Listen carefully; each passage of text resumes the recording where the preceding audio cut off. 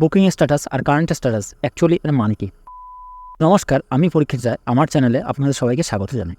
আমরা waiting list ticket book করলে booking status এবং কারেন্ট স্ট্যাটাস এই দুটি শব্দ দেখতে পাই। এই দুটি শব্দের মানে আসলে কি?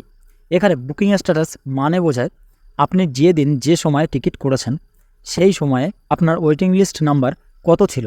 আর কারেন্ট স্ট্যাটাস হলো এখন আপনার ওয়েটিং লিস্ট নাম্বার কত। যেমন আমার এই টিকিট ফলো করুন, এখানে বুকিং স্ট্যাটাস Gnwl 12 আছে।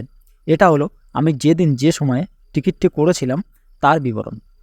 আর এই কারেন্ট স্ট্যাটাস RSC 80 হলো এখন এই সময়ের বিবরণ।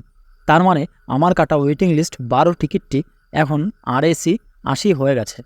এখানে একটি কথা, ওয়েটিং লিস্ট টিকিটে আপনি কিন্তু যাত্রা করতে পারবেন না, কিন্তু আপনার টিকিট RSC হয়ে যাওয়া মানে আপনি নিশ্চিন্তে ট্রেনে যাত্রা করতে পারবেন। তো আপনি নিশ্চয়ই এবারে বুকিং স্ট্যাটাস আর কারেন্ট স্ট্যাটাস শব্দ দুটির ডিফারেন্স বুঝতে পেরে গেছেন। আপনাকে অসংখ্য ধন্যবাদ ভিডিওটি দেখার জন্য। ভিডিওটি যদি আপনার ভালো লাগে তাহলে একটি লাইক করবেন, কারণ আপনার একটি লাইক আমার জন্য খুবই গুরুত্বপূর্ণ।